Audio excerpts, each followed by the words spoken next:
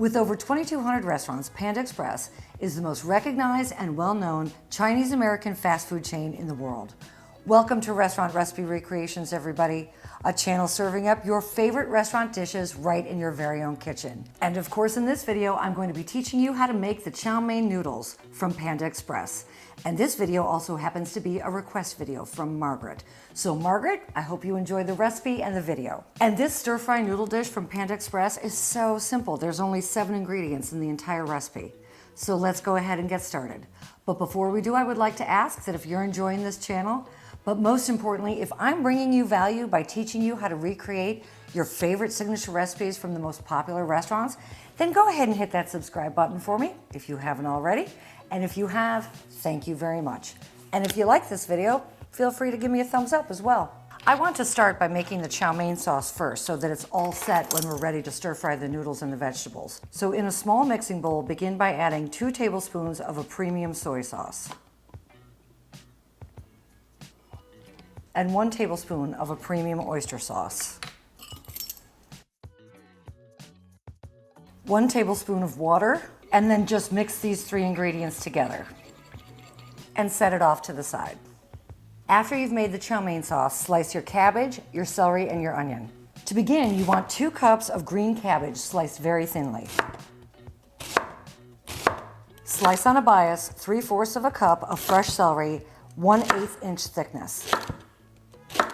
And now slice 1½ cups of white onion, also in a 1/8 inch thickness.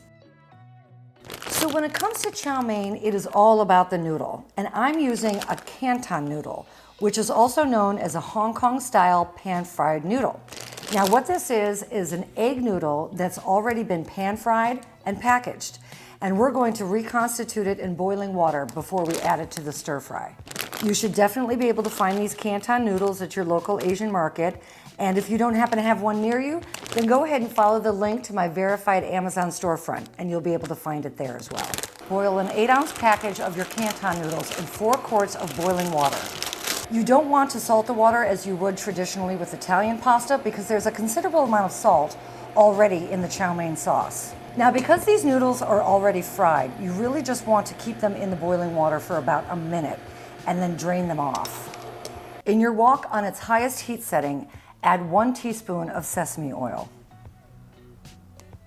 and 1 tablespoon of vegetable or canola oil.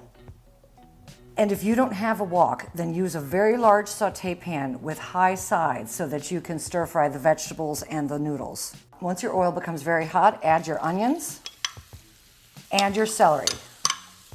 Only stir fry for about 30 seconds because you do want the celery and the onion to remain crisp.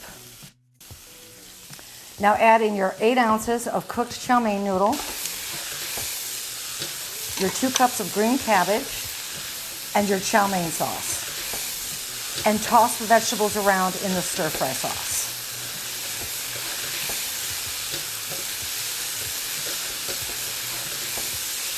And so while these chow mein noodles are vegetarian, I do want to point out that they are not vegan because there is an egg product in the Canton noodles. But on the other side of that coin, they don't have to be vegetarian either. If you wanted to add some roasted chicken to them or stir fry some flank steak in it, it would be delicious. All right, here's my moment of truth.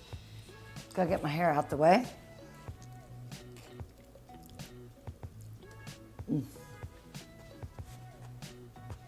That is it. Oh yeah, that's not playing. That was awesome.